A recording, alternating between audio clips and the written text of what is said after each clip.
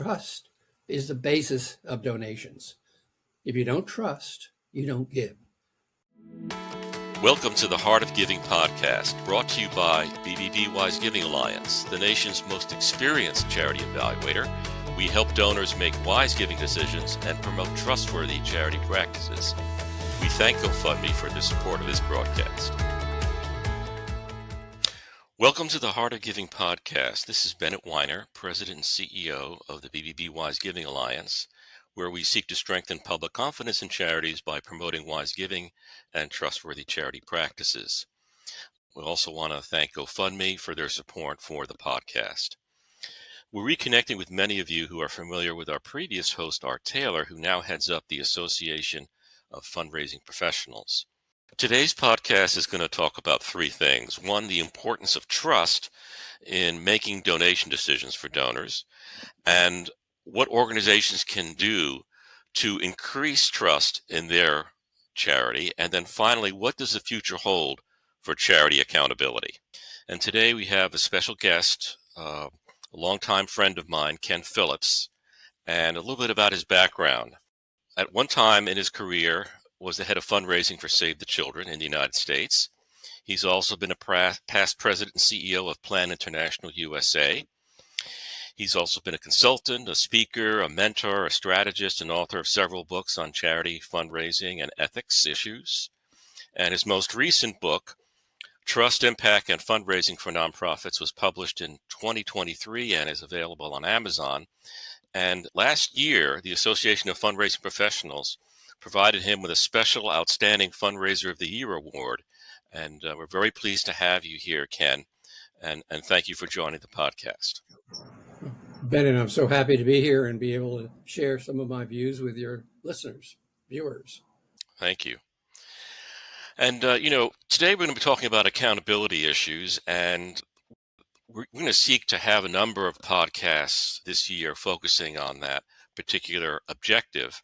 We also welcome viewers and listeners to let us know of future topics that you want us to cover. So please do let us know about that. I'll also remind you later. Let's start by noting that, right now we're engaged in a special project at BBB Wise Giving Alliance in revising the charity standards we use in evaluating organizations and sharing the results of that on our give.org website. And we've got a 20-member advisory panel that's helping us to create a draft of new standards that we're targeting for early next year for comment and input from the charitable sector as well as the donation community. I know, Ken, you're well familiar with the long history of this organization and had past experience in some of our standards issues from many years ago. And I thought maybe you'd have some words of wisdom about that prior connection as we embark on the journey for the new standards that we're working on. Thank you, Bennett, so much. It really was an incredible privilege for me to serve on two of your standards review committees. One, 40 years ago, which broadened the issue from really a focus on marketing to include governance. So more than just fundraising, but governance as well and related issues. And then the other issue at the other session was to include program evaluation.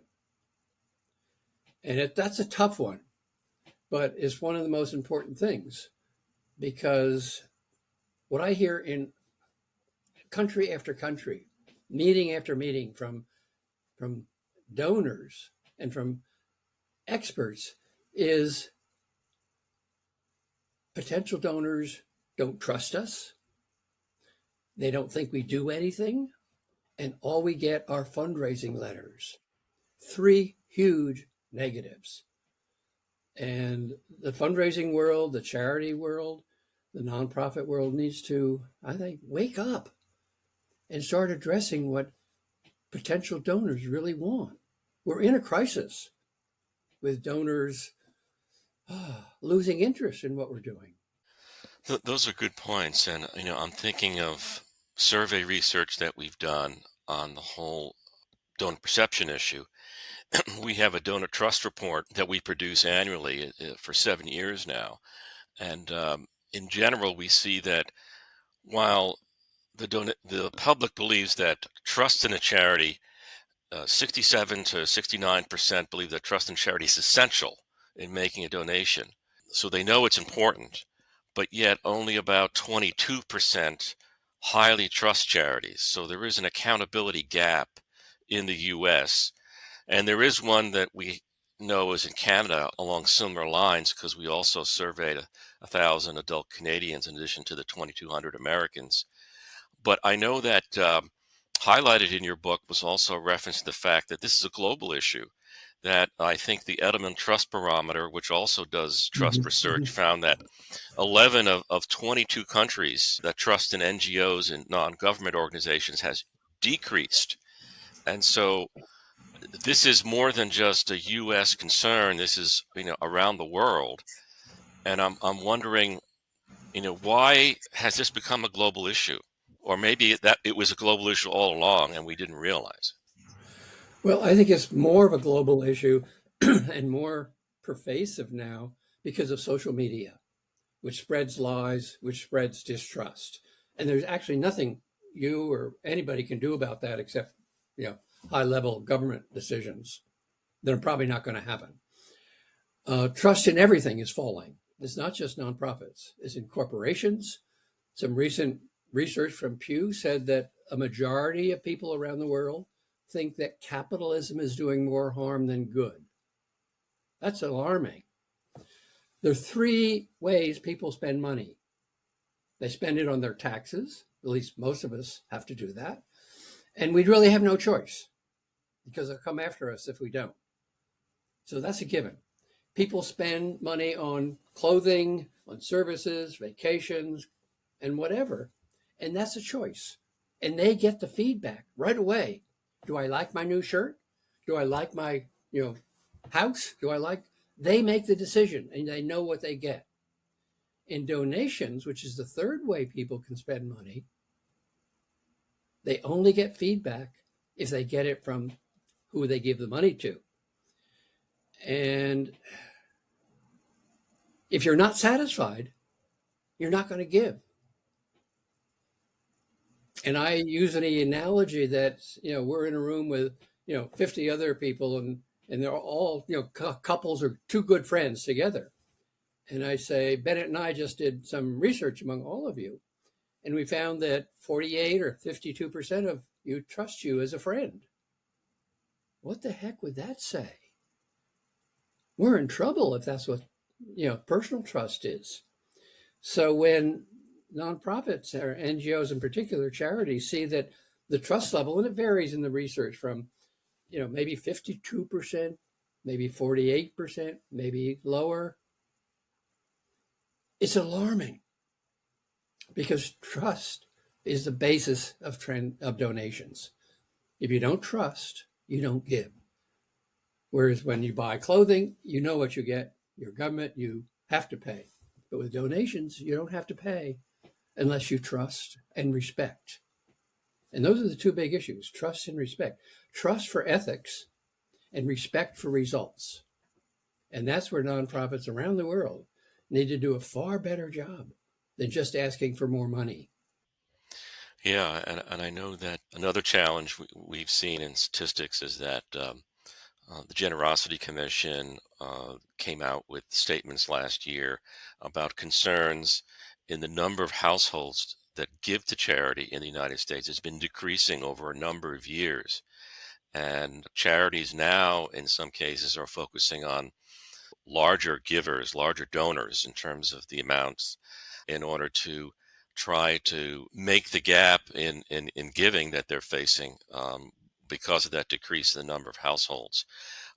But, I also know that you've talked about in your books about the importance of communication as being an essential tool for charities, and not just to communicate with a fundraising message, but with other messages. And that might help in increasing trust and building on a relationship.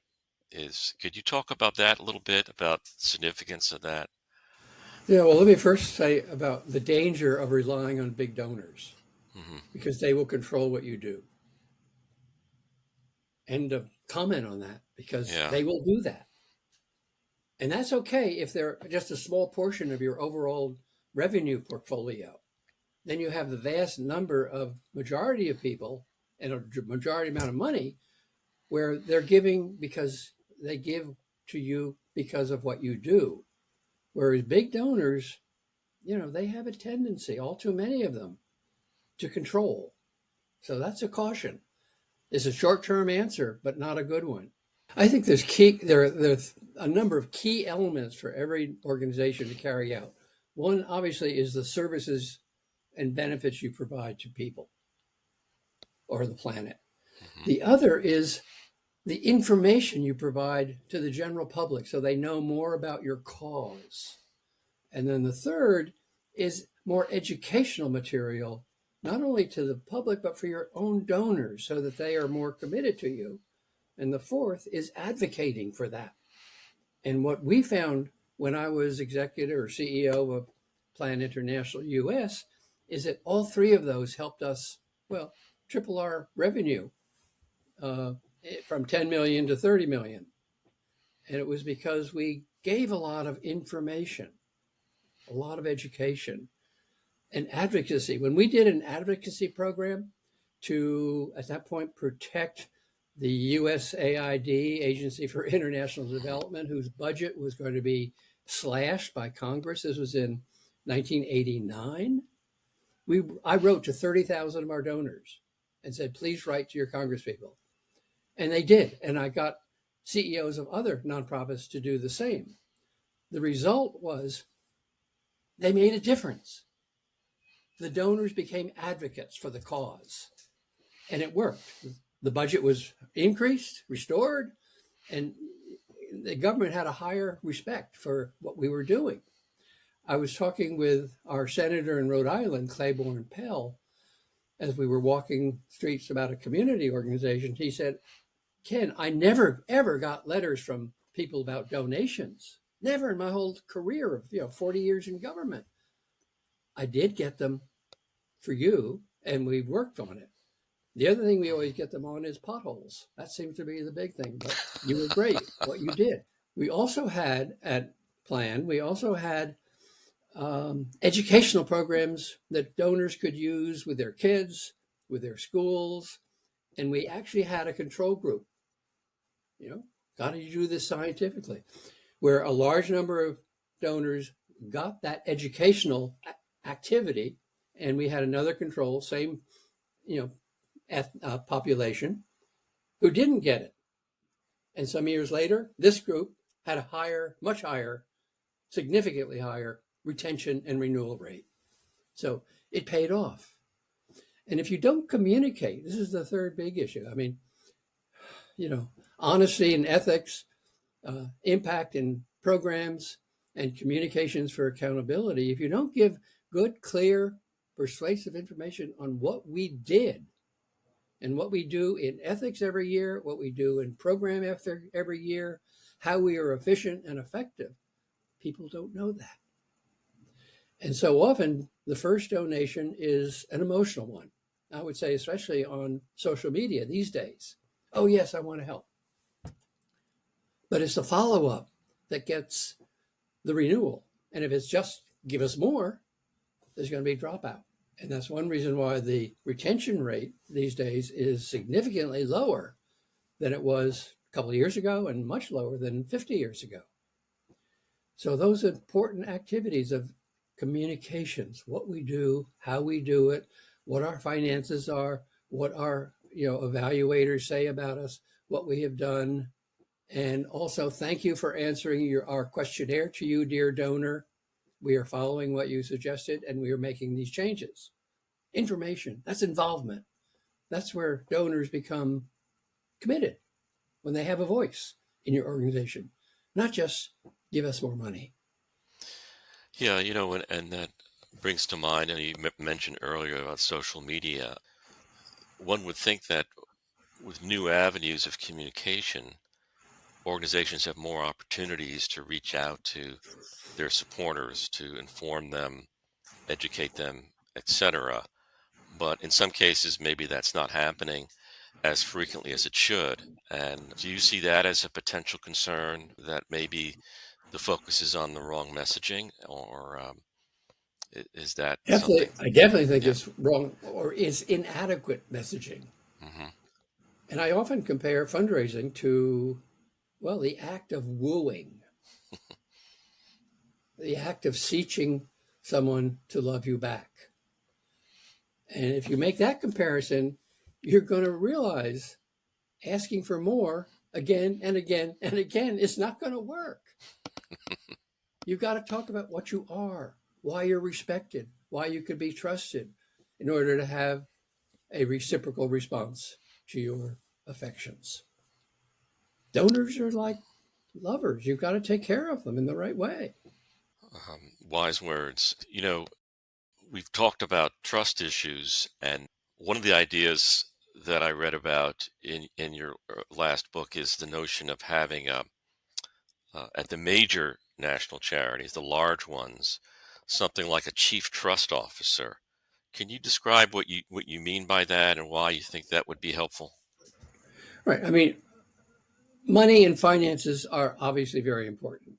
And many of the organizations, especially larger ones, have what's now traditionally called the chief financial officer, who makes sure that the finances are well done, that everyone adheres to the requirements, and provides reports. So the analogy is, well, are ethics important? Is trust important? Since it is, maybe the bigger organizations, especially, should have an individual chief trust officer whose job is to make sure everyone is following the standards, everyone is adhering to the code of ethics, that if there are sanctions, there is action. Because ethics on paper are meaningless. It's only when there's sanctions. For example, if I can share what I did in the state of Rhode Island. When I moved to Rhode Island, it was literally the most corrupt state in the country, largely run by the New England mob, paid the governor, Supreme Court justice, etc. I stepped up and was elected to a constitutional convention. And you would know this, of course. I chose to be on the ethics committee. And I proposed wording for a new amendment that said the state will create an independent, powerful ethics commission with the power to write its own code of ethics. Don't let the political people do it. With the power to investigate and subpoena any elected or appointed government official, state or local, and if they're in violation, literally to remove them from office. And this was adopted by the voters 2-1 in a regular election. The politicians fought it for 10 years. Finally, the Supreme Court said, do it. And they actually quoted me in their resolution to do it as the person who proposed that wording. And it's made a difference. Now, Rhode Island is in the top 3 of integrity, according to external evaluations, because it has sanctions. If there are no sanctions, then ethics are meaningless. Well, the other thing I'm thinking about is I know in the corporate sector, they do have chief compliance officers. And Mm-hmm. Mm-hmm. in that particular approach, I think those individuals are more focused on verifying compliance with the law and the regulations that in whatever industry that company is Mm-hmm. engaged in. But I think when you were thinking of chief trust officer, based on what you said, I think you're talking about going beyond what the law requires because you're talking about codes of ethics and trust that it may not be regulated, but are touchstones to ensure, good behavior. And that is a difference, I would assume, in what you have in mind. Yeah, well, the CTO, Chief Trust Officer, would make sure there's a very clear, strong code of ethics with rules and expectations, that there are explanations of it in much more detail so staff, board members, and volunteers would all know what they are required to do. It would be assessing compliance, I would say annually, including the board of directors, annually, signing a code of ethics, re-signing it. And then procedures for whistleblowing, for complaints that are reported publicly. So last year we had 5 whistleblows, 5 complaints, 3 were bogus, 2 were valid. And then the next step is procedures for sanctions, for non-compliance, because without sanctions, the code is just a piece of words and you don't know if anyone's doing it. And so it's communicating. This is what we said we would do, and this is what we did. That's called responsibility. Accountability is showing what we actually did. We account for what we did, but it takes both responsibility and accountability. And a chief trust officer is a great way to do that. And for smaller NGOs or charities that are in an association, they could have one person do, shared time for 5, 10, or 50 of them and review all of the agencies that are involved, as well as the CTO is empowered. Right. In terms of trust evaluations, you've also, in your last book, talked about different types of evaluations that take place. There's maybe evaluations for donors. There's also some type of self-evaluation a charity can conduct, and also evaluations done by monitors such as us. There are different approaches, and they all have different objectives. Can we talk just a little bit about that? Because sometimes people think of evaluation as being just one activity when actually there are a variety of different activities that can take place. I'll use another example because I was retained after I started being a consultant by the International Federation of Red Cross and Red Crescent Societies. And I had a 2-year contract in Geneva to develop a theory of how their organizations, national societies, develop to get better, provide guidance on steps to do that, to provide background information on clarifying what each of these, and it turned out to be about 40 different areas are involved, and then how to implement it. And I also had to get the International Committee of the Red Cross and the Federation to agree. And they did. That took a lot of negotiating between the two of us, but we got that. And the global movement endorsed this, and they called it in common cause of working together with standards. And I ran out of time, but my immediate successor put it all in place so that now the Federation requires an annual integrity assessment that they do themselves, every national society, that there is a peer review. That's the external part that verifies it. Mm-hmm. And if there are questions, then the Federation's board of directors gets involved and essentially acts as a trial jury. And if they are found, a national society is found not complying to the integrity standards, they are literally removed from office. They receive no more funding, no more support. They cannot use the name Red Cross. And they actually did that in one time. And when you do it one time, the other 190 of them say, oh, yeah, Take it more seriously. Yeah, we've got to do it. But it was the internal plus the external plus the final third step. That's helpful. Thank you. Times have changed. We talked at the beginning of this discussion about standards issues over time changing, and also our work environment has changed significantly. And I know for a lot of charitable organizations, since the pandemic, everyone has gone to remote working, and many organizations continue to do that practice now because it's a money saver. And you don't have to have as large an office, and it's just a more convenient way for people in order to work. So I'm wondering if that new type of work environment might present new challenges in terms of management and ethics issues, or is that just a question of location and not really impacting on those types of concerns? I mean, I'm writing another book now, and one part is on governance, management, and teams. And I am at times comparing the business world and the nonprofit world. And right now, the business world has employees who are generally not very engaged. And I remember reading that I think one of the delivery services actually had a camera in their trucks watching whether the person was driving or looking at his phone or watching TV. That's how little they trusted. In the nonprofit world, in the good organizations, which I would say are 90%, maybe more, the leadership can trust. And the reasons are very clear because nonprofits had a good purpose. It's not just to make money. They have a valid social, exciting, enervating, engaging social benefit purpose. That's why people work there.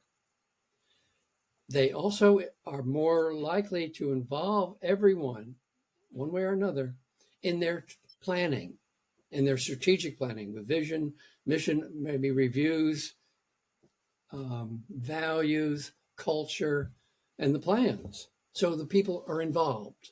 And I remember at Plan and at Save the Children, we had field staff in 50 or 80 other countries. We didn't monitor them. They were virtually working, right? Right. They were virtual, connecting once in a while. But we trusted them. And they trusted us. And they did that because they were involved in the key decisions and we had a really valid purpose.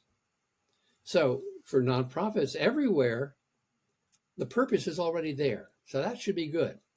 And the key next step actually is good leadership that leads with values that people respect and involves people in the planning process. Because if you plan something, you're really so much more likely to be, excited and do it 10 hours a day at home instead of your normal 6 because you're excited about helping. So that's interesting. You talk about the teamwork concept and how that's an important part of success. But I'm also wondering, to close out our discussion in terms of looking to the future, 10 years from now, what do you perceive there are going to be different challenges in terms of accountability and ethics that we're facing now, or is it going to be more of the same, just on a different screen, so to speak, that we're going to have to deal with? If I knew the answers to that, I would be writing a book about that and getting a bestseller. It's a troubling concept about what's going to be happening. I was on a Zoom with classmates from Princeton with one person as a speaker who was an expert in AI and other things. And he said that the whole field of medicine is going to be dramatically changed in the next 20 years. And that the majority of the support will be done by artificial things. That's awesome and scary. I don't know what's going to happen in the nonprofit world, except I firmly believe that artificial connections and artificial fundraising is going to be a disaster. So we need to get the human back into fundraising. Yeah, without human in fundraising, there's no connection. And actually, we saw that at the session you all organized on what's it going to be like in 2035. And you had on stage an actual musician composing a song, and you had an artificial intelligence person from some expert who looked pretty realistic. And the organizer said before lunch, can each of you write a song now, maybe come back in 2 hours and sing it with audience participation? And the composer said, that's tight, but okay, I can do it. And the artificial figure face, who looked very realistic, said, oh, I've already done it. And then we came back after lunch and they both played. And they were both surprisingly good. And this is why it's related to your question. The appreciation, who won? I'd say 99% of the audience favored the real live composer. I don't know if it was technically better or not, but it did have that personal element. And so that personal element, whether you're doing direct mail, social media, telethons, events, golf games, whatever, it's a person to person. Because that's why I call fundraising is like love. You've got to know the person. You've got to connect humanly. So if anything, the growth of AI will increase the importance of that personal connection by the fundraiser with the donor. That's a great conclusion to end on. And by the way, for those of you unfamiliar, the event that Ken is talking about is a March conference we held in New York City on AI related issues. And the Institute for the Future was another nonprofit that was prominently involved in that conference that did the things that Ken was mentioning about that songwriting example. Thank you for listening to the Heart of Giving podcast. And again, please let us know of other topics you'd like us to cover in the future.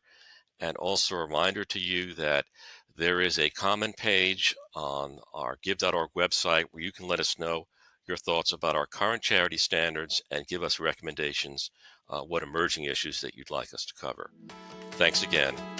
Take care.